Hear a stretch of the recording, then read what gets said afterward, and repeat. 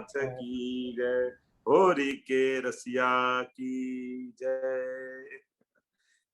चिंता संता नहंतारो यत्पादाम्बुजरेणव श्रियाणां तान् निजाचार्यान् प्रणमामि मुहुर्मुहुः। नमो भगवते तस्मै कृष्णायार्भुतकर्मणे रूप नाम विभेदेन जगत क्रीडति यो यतः। उपस्थित सर्वे वल्लभीय जनों, दिल्ली एवं आसपास के और खास हमारे कोयम्बतूर से आज उमा बहन भी नजर आ रहे हैं और होली के दिनों के लिए तो खास संबंध विशेष रूप से कोयम्बतूर से रहा है। प्रतिवर्ष पाक का उत्सव बड़े आनंद से मनाते थे और आज सबके बीच में उपस्थित होकर होली निकट है और वैसे तो माहौल ऐसा है कि बहुत इकट्ठे होकर प्रत्यक्ष में हम नहीं मना पा रहे हैं, पर इस प्रकार से भी आज साथ में है। दीपक जी भी आग्रह करते रहते हैं क्योंकि सखियो याद दीपावत रहियो, ऐसा ही है कि दीपक जी नीतू जी का आग्रह बना रहता है जैसे कब कब करना है, कब दिल्ली का करना है। तो आप सबके प्रतिनिधि रूप से वो हमको आग्रह करते रहते हैं और बांधे रहते हैं कि जे कहीं भूल नहीं जाए दिल्ली को, कि अपने वैष्णवों को तो वो तो संभव नहीं है, पर व्यवस्था और संजोग और अब समय भी ऐसा चल रहा है तो कहीं ना कहीं कोई ना कोई प्रकार से व्यस्तता रहती है। पर चलो आनंद है कि इस तरह भी हम लोग मिल पा रहे हैं। कितने सुंदर रसिया गान हमने दर्शन किए, श्रवण किए और पूर्व में दीपक जी ने जैसे कहा कि बच्चे से लेकर युवान और वृद्ध लेकर होकर, वैसे देखने जाओ तो मन बालक की तरह होना चाहिए, शरीर युवान की तरह होना चाहिए और बुद्धि वृद्ध की तरह होनी चाहिए।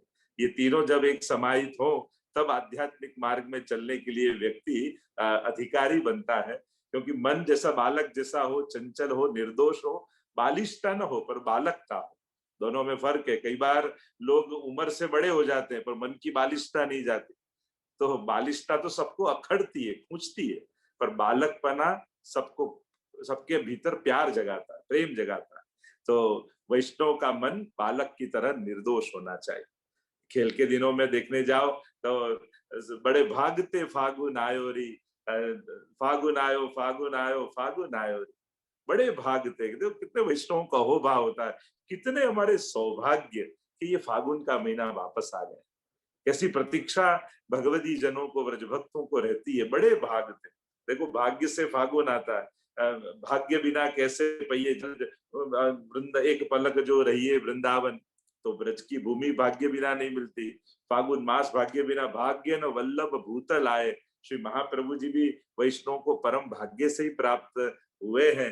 और भाग्य धन यशोदा भाग्य तिहारे, जिन ऐसो सुत जायो हो। श्री यशोदा जी के कैसे भाग्य हैं कि जिनके घर ऐसे लालन पधारे हैं। तो ये सब भाग्य कर्मों के फल रूप भाग्य। देखो भाग्य दो प्रकार का होता है, एक कर्म प्रधान भाग्य, दूसरा कृपा प्रधान भाग्य।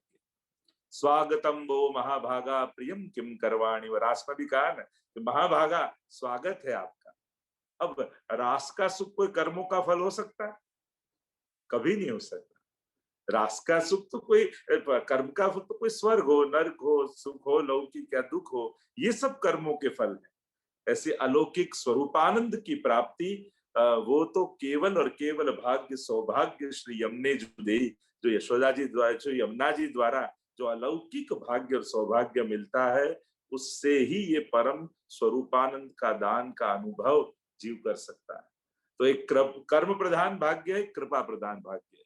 तो जब ब्रह्म समझ लेते हैं तब कर्म प्रधान भाग्य को बंद कर देते हैं और कृपा प्रधान भाग्य से वैष्णव जीता है। कि प्रति पल वैष्णव की, ठाकुर जी ने खुद के हाथ से जो वैष्णव का सौभाग्य लिखा है, श्री यमुना जी ने जो सौभाग्य लिखा है, उसी का आनंद प्रतिपल वैष्णव लेता रहता है।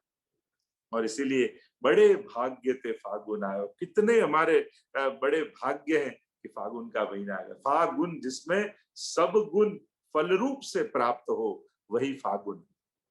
देखो अभी उष्णकाल आएगा ना तो बीज का महत्व आएगा क्या?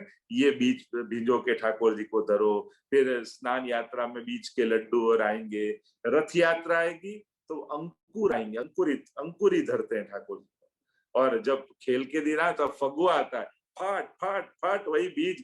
कैसे? केवल अंकुर नहीं होते, वो तो भिंजो के रख दो, लपेट दो कपड़े में, तब जाके अंकुर फूटते हैं। या तो गर्म उस पे, फिर तो फूटता है, बीज फूट फूट के धानी बन जाता है, वो भगवा बन जाता है। तो जो उष्ण काल ऐसे देखने जाओ तो बड़े भाग थे फागुन, जिसमें सभी छह ऋतु के गुण है, वो फागुन है।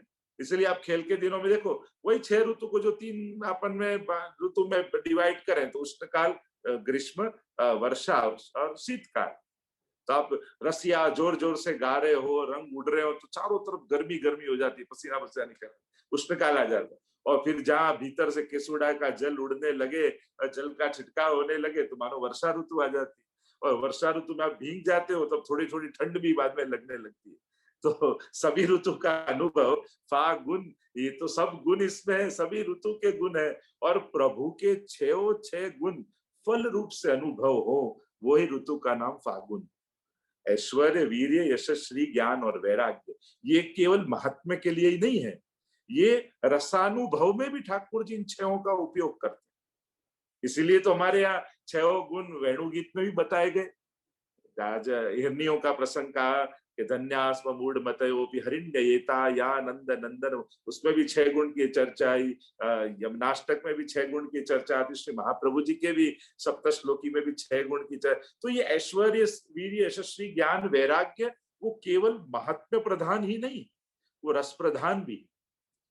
और इसके उल्लेख कई प्रकार से हम कर सकते हैं कि उसमें ऐश्वर्य कैसे, वीर्य, यश, श्री, ज्ञान और वैराग्य, ये रसमार्ग में भी षट धर्म उपयोग में आते हैं। तो जिस ऋतु में 6 गुण फल रूप से प्राप्त हो, वही फागुन। तो ये फागुन की ऋतु में अब जब रसिया गान और शुरू हो चुके हैं, रंग उड़ने लगे हैं, और ब्रज भक्त तो जिनकी प्रतीक्षा राड़ उड़ने लगी है, कि जब विरह भाव इतना उत्कट हो जाता है, तब राड़ के रूप से ठाकुर जी के सन्मुख मशाल जलाई जाती है, और जब बारूद जिससे फेंका जाता है, उससे जो अग्नि प्रकट होती है, और उससे ब्रज भक्तों का विरह उत्कट होता है, उसके दर्शन मात्र से भगवत विरह की प्राप्ति होती है। देखो, हमारे यहाँ प्रभु संबंधी जो जो क्रियाएं प्रभु के सन्मुख होती हैं, वो दर्शन मात्र से फल का दान करती। कोई के अरे ये मेरे घर में नहीं करूं, यहाँ के दर्शन क्या करूं? तो घर में करो तो उत्तम बात है, पर नहीं हो रहा है तो हवेली में वल्लभ कुल के सन्मुख ठाकुर जी को जो जो लीला के दर्शन करते हो, वहां केवल दर्शन मात्र से फल की प्राप्ति। घर में सेवा करते हैं, वहां क्रिया मात्र से फल का अनुभव होता है, पर यहाँ वल्लभ कुल के सानिध्य में भगवत सेवा जहाँ होती है, वहां दर्शन मात्र से फल को। हमारे यहाँ प्रेंख पर्यंक शयनम आदि पल्ला के पदों में, या मंगल मंगल, ठाकुर जी का दर्शन करने व्रजभक्त मंगला में जाते हैं, तो जो जो भाव लेकर जाते हैं, या पल्ले में झूलते झूलते ठाकुर जी अपने चरण के अंगुष्ठ को मुख में पधरा कर ही, जो जो जो जो भक्त जो भाव से, कोई प्रोड़ा है, कोई कुमारी का है, कोई अलग अलग भाव के गोपीजन है, उनको पल्ला में झूलते झूलते दर्शन मात्र रसानुभव ठाकुर जी कराते। देखो, नटवत वरवत दोनों रूप ठाकुर जी है। वरवत फल रूप तो है, नटवत भी है। केवल नाट्य करके, इशारा करके सीखा, केवल हाथ से उस लीला को करके ठाकुर जी फल का दान कर देते। उनको सुधारस का दान भी करना हो तो जरूर नहीं कि जीव के पास जाएं, केवल अपने चरण के अंगुष्ठ को मुख में पधरा लें, तो दूर खड़े हुए व्रजभक्त को सुधारस का अनुभव हो जाए। तो केवल नाट्य मात्र से भी प्रभु रस प्रगटा सकते हैं। ऐसे नटवत वरवत है, नटवर प्रभु है। और इसीलिए प्रभु को के पास जीव पहुंचे, व्रज में जाए, वो लीला में हो, बाकी अलग बात है। हमारे घर में विराजते ठाकुर जी, अब उनको लगे कोई क्रीड़ा नहीं करे, आपने सामग्री धरी, वो आरोप कर ही फल का दान कर देते। तो जिसमें ये 6 गुण फल रूप हैं, ऐसा ये फागुन मास है। और यहाँ फागुन मास में अनेक प्रकार के, जब रसिया, देखो गाली गाने की भी आज्ञा ली। अब कोई गाली बोलने की दुनिया में कभी आज्ञा लेता है? सब जब आज्ञा है, सब सब मर्यादा ले पहली, सब मर्यादाएं छूट जाए तब गाली मुख से निकलती है। तो ये तो वो भी आज्ञा लेकर, देखो ये तो विरुद्ध धर्माश रहता है ना, कि जो करने में विवेक चूक जाए, तब जो क्रिया हो उसको भी विवेक से करते हैं। कि प्रभु अब आपकी गाली गाए, आपको ये गाए, तो आज्ञा ले लेके गालियां देते हैं ठाकुर जी। और ठाकुर जी भी एक व्रजवासी इनकी गाली पर 100 आदर बलिहारी, कि एक गाली पर 100 आदर बलिहार कर दो। ऐसी प्रिय ठाकुर जी को भक्त के मुख से निकली हुई गाली अच्छी लगती हो। शिशुपाल की दे तो फिर सुदर्शन छोड़ देते हैं ठाकुर, पर ये भक्त दे तो पिचकारी छोड़ते हैं, सुदर्शन नहीं छोड़ते। फिर तो अपने रंग में ठाकुर जी रंगते हैं, क्योंकि वहां जब जिसको स्नेह नहीं है, केवल द्वेष भाव है, तो वहां थोड़ी गाली ठाकुर सहन करेंगे। मैं तो परमात्मा हूं, तू कौन सा गाली देने वाला, तेरा क्या सामर्थ्य। पर जहाँ स्नेह है वहां ठाकुर जी को भी आनंद आता है। देखो देखो, कई बार हमारे यहाँ भी ऐसा होता है, बच्चा कुछ न करने की बात बोले तो गुस्से की जगह लाड ज्यादा आता है। देखो इतना छोटा सा ऐसी बात कर रहा है, कैसा कैसा गुस्सा कर रहा है, देखो तो उसे भी तो इतना सा है, मना कर रहा है, देखो कैसी बातें कर रहा है। तो उसकी विपरीत क्रिया भी हमको आनंद देती है। वैसे ही भक्त भी जो विपरीत क्रिया करता है खेल के दिनों में, तब ठाकुर जी को आनंद देने वाली ही होती है वो सब क्रियाएं। तो खेल के दिनों की यही तो विशेषता है कि ये सब प्रभु का सामर्थ्य है, भक्त को प्रसन्न करने में लग जाता है।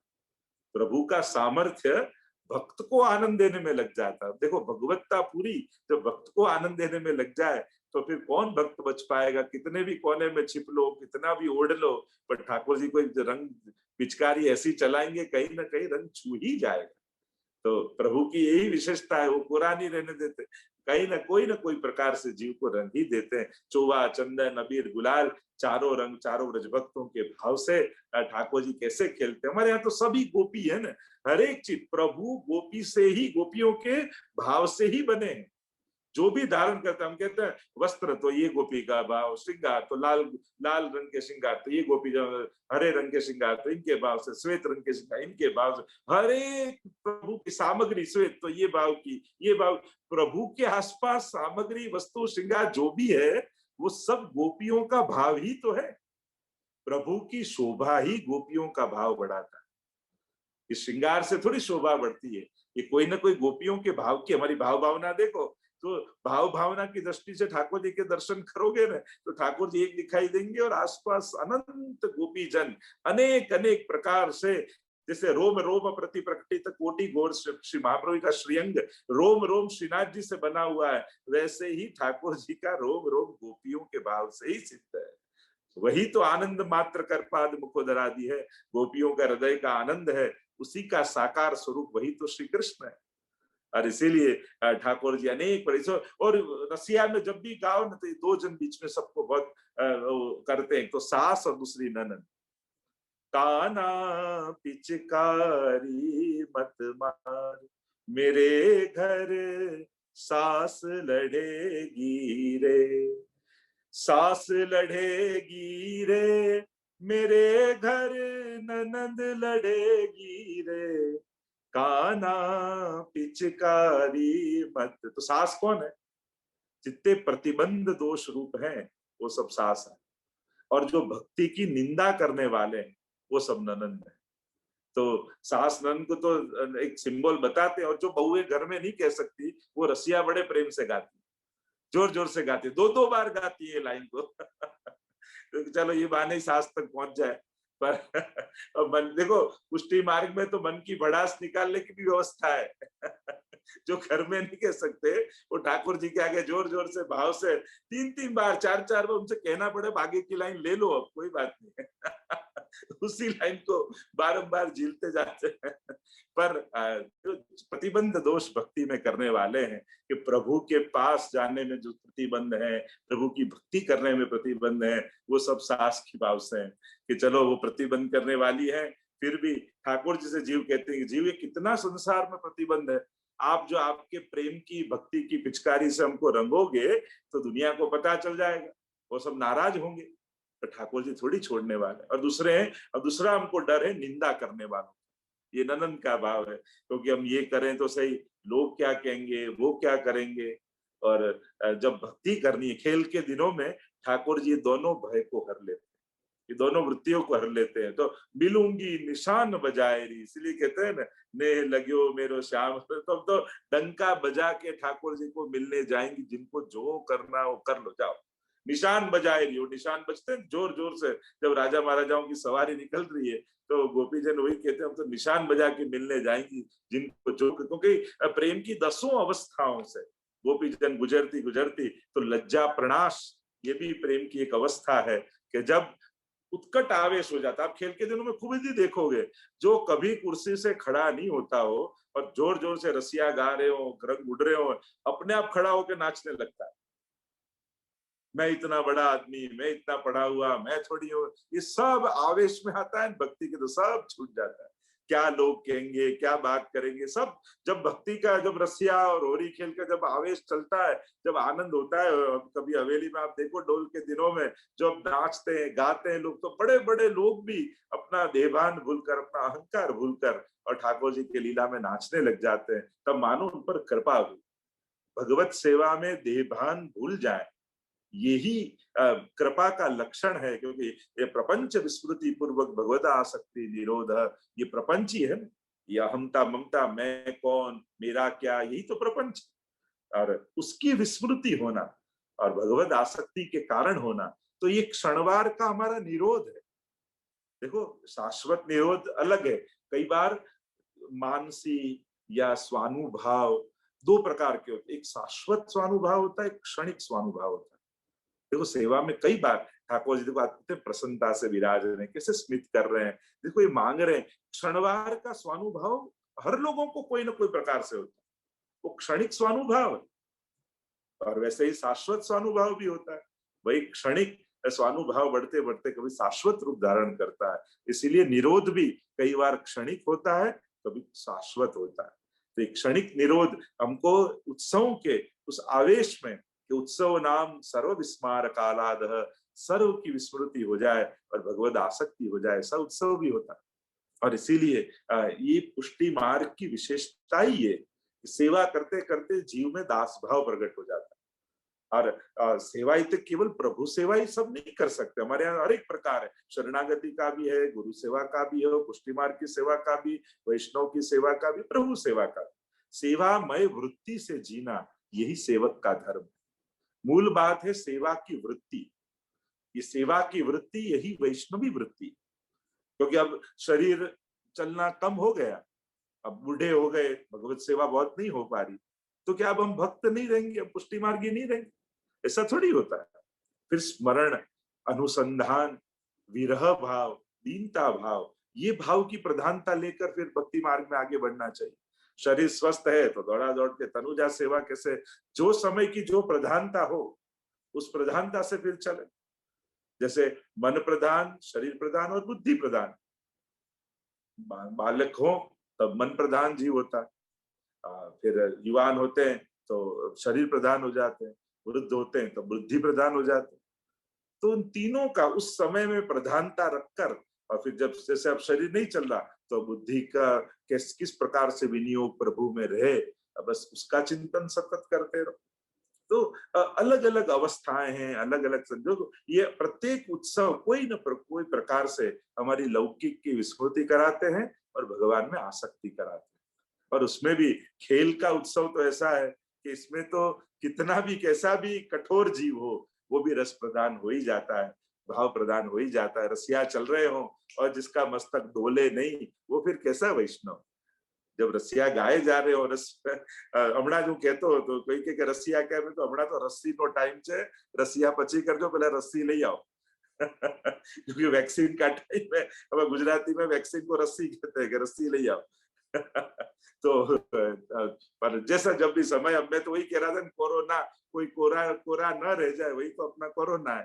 तो अब सब ठाकुर जी के रंग में रंग जाए और सदा इसी प्रकार के उत्सव हमारे चलते रहे। और प्रभु जब जो संजोग में जिस प्रकार से भी सत्संग मिल जाए, देखो सत्संग की तो अवसर खोज लेने, खड़े कर लेने हम लोग, व्यवस्था होगी नहीं, हम लोगों को व्यवस्था खड़ी करनी पड़ेगी कोई ना कोई प्रकार से, जब भी अवसर मिले। देखो कई बार मैंने देखा है कि लोगों के भाग्य में कई बार कई चीज नहीं होती, पर कई क्षणों को संभाल लेते हैं ना, तो वो क्षणों को संभाल लेने मात्र से उनको वो लाभ मिल जाता है। घड़ी बार बहुत लांबा योगो नहीं होता, पर क्षणों ने साचवी लेवाथी लाभ मड़ी। तो कई बार ऐसे उसके भाग्य में लंबे योग नहीं होते हैं, पर कई क्षणों को संभाल ले।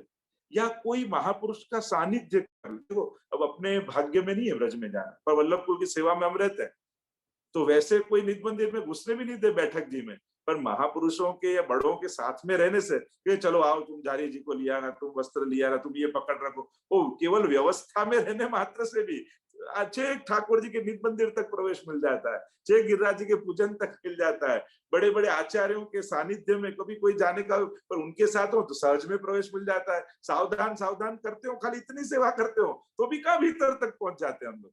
खाली सावधान करने की सेवा हो तो भी, केवल बैग पकड़ रखी हो तो भी। देखो ठाकुर जी खाली कहाँ कहाँ से कोई छोटा सा संजोग भी, मैं कहता हूँ देखो इंजन नहीं है तो सब डिब्बा है, डिब्बे खड़े हैं यूं कहते हैं, पर इंजन लग जाए तो वो ट्रेन बन जाती। वैसे ही कहीं इंजन से कोई एक डिब्बा जुड़ जाए और वो डिब्बे से डिब्बे जुड़ जाए तो पूरी ट्रेन कहाँ से कहाँ पहुंच जाती है। एक इंजन के जुड़ने मात्र से 20 डब्बे एक गांव से दूसरे गांव चले जाते हैं, बाकी उनमें कोई सामर्थ्य नहीं है कि डिब्बा कहीं जा सके, पर वो इंजन का एक जुड़ने मात्र से कितनी हजारों किलोमीटर की यात्रा हो जाती। वैसे ही कोई ऐसे भगवती, कोई ऐसे वल्लभ कुल, कोई ऐसे गुरुजन, कोई ऐसे की कहीं कड़ी जुड़ी हो तो सहज में हम कहाँ के जीव हो और कैसा कैसा लाभ कभी विचारने जाए उनके, इतना ऐसा लाभ हमारे भाग्य में कब लिखा था, कैसे हरि गुरु वैष्णव सबकी हमको सेवा मिले, पर वो सहज का सानिध्य। इसीलिए महत संगस्त दुर्लभो अगम्य अमोघश्च, इसलिए महत का संग कैसा कैसा जीवन में लाभ दे देता है, हमको कल्पना भी नहीं होती। तो ये खेल के दिनों में ठाकुर जी तो कृपा करते हैं, ऐसे बड़े सामर्थ्यवान ठाकुर जी कैसे सहज हो जाते हैं और सहज होकर हमारे साथ सामने जैसे जीव खेलता है वैसे ही प्रभु भक्तों के रंग में रंगते हैं और रंगवाते हैं भक्तों को भी। तो ऐसे उत्सव अब निकट आने वाला है, तो आप घर में भी जिन जिनके घर में ठाकुर जी विराज रहे हो सूक्ष्म खेल जरूर करें, ठाकुर जी को जरूर खिलाएं, सन्मुख रसिया गाएं, प्रभु को आनंद कराएं, और प्रभु का आनंद, वो आनंद ठाकुर जी हमको दान प्रसादी बनाकर करते हैं। क्योंकि तीन चीजें ठाकुर जी के सन्मुख, सामग्री, भोग और महाप्रसाद। देखो तीन शब्द यूज करते हैं, धरी नहीं है वहां तक सामग्री, सराई है फिर प्रसाद कहते हैं, पर आरोग्य हैं तब भोग कहते हैं। अपन यो कहते हैं सामग्री आई से ठाकुर जी भोग आरोग्य, रात भोग आरोग्य, मंगल भोग आरोग्य, आरोग्य होते हैं उस समय, उसको भोग कहा जाता है। आरोग लिया फिर प्रसाद, और नहीं आरोगा हो तक सामग्री। तो जब तक ठाकुर जी के सन्मुख है वो भोग। आप भी जब तक सेवा में हो तब तक ठाकुर जी का भोग हो, पहुंचे नहीं वहां तक सामग्री हो, पहुंच के बाहर निकले तो प्रसाद हो, पर सन्मुख हो वहां तक प्रभु का भोग हो।